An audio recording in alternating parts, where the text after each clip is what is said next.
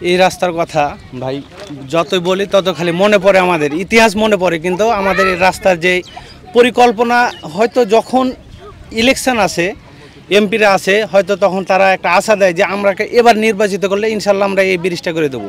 Bridge যখন এখানে পানি আসে, পানি যখন শেষ হয়ে যাইলেই বলে যে হ্যাঁ ব্রিজটা পানি শেষ হলেই কাজ আমরা শুরু করব।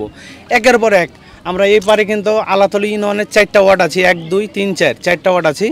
দেবীনগর 8 নম্বর ইউনিয়নের দেবনগর ইউনিয়নের 3 নম্বর একটি ওয়ার্ড আছে। এই ওয়ার্ডে আমরা এতই ভোগান্তি দেখেন, এখানে আমরা মাঝে মাঝে এত কাজ করি যে আমরা নিজেরাই কোদাল টোদাল নিয়ে এই রাস্তাগুলো চরস করি, যে দেখেন বৃষ্টিতে একটু বৃষ্টি হলে 1 মাস এই রাস্তাতে আমরা পথ ঠিক মতন চলতে পারি না। আর আমাদের এই পারে নাই কি, এখান থেকে মোটামুটি 100-200 ছাত্র কিন্তু দাখিল মাদ্রাসা যায়, 100-200 ছাত্র হাই স্কুল যায়, 50 ছাত্র মতন কলেজ যায়। আমাদের এই পারে কিন্তু অনেক শিক্ষার্থীরা যায় এই পার থেকে মাদ্রাসাতে, ধরেন এবার 40-50 জন মাদ্রাসাতে পড়ে। যতই আমরা ওই অতীত গেলা মনে পড়ছে ততই কিন্তু আমরা বেশি ভোগান্তিতে, কারণ ইলেকশন আসলে বলে যে হ্যাঁ আমরা করে দিতে পারছি, এটা দিব ইনশাল্লাহ করে দেবো, কিন্তু আমরা যখন তাকে নির্বাচিত করে দিলে আমাদের আর কোনো খোঁজ খবর নাই। আমরা দেবীনগর হচ্ছে ইউনিয়নের 3 নম্বর ওয়ার্ডবাসী।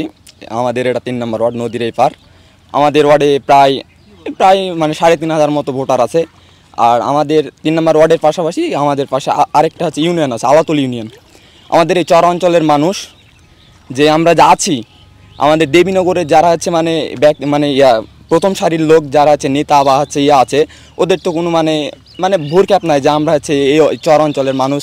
এই 3 নম্বর ওয়ার্ড হচ্ছে আমাদের দেবীনগরের একটা অংশ, তারা মনে রাখে না। তারা যদি মনে রাখতো তাহলে আমাদের যে রাস্তাঘাটের যে বেহাল অবস্থা, যে এই যে বন্যার সময় যে হচ্ছে পানি, তারপরে হচ্ছে অল্প হচ্ছে বৃষ্টি হলেই কাদা, এখন তো দেখতে পাচ্ছেন কী অবস্থা। আমরা যে যাওয়া আসা করি হচ্ছে আমাদের অনেক সমস্যা হয়। তারপরে দেখতে পাচ্ছেন এই যে মা খালারা আসছে, তারপরে যে ছোট বাচ্চারা স্কুল যাচ্ছে বা হচ্ছে আরও অনেকে আসছে, তাদের কি সমস্যা।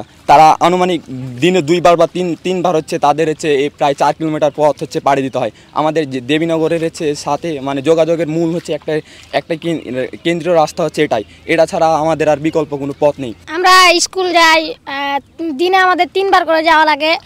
সকাল 8টার সময় একবার যাই, আবার দুপুর 11টার সময় একবার যাই, আবার আমরা 2টার দিকে মানে 2টা বাজলে আবার আমাদের যাওয়া লাগে। মাগরিবের আজান দিয়ে দেওয়া আসতে হচ্ছে। আর যেদিন আমাদের মানে পরীক্ষা থাকে সেদিনকে আমাদের পরীক্ষার সময় চলে যায়, বা পরীক্ষা আমরা দিতে পারি না, যে সময় চলে যায় তার কারণে হচ্ছে।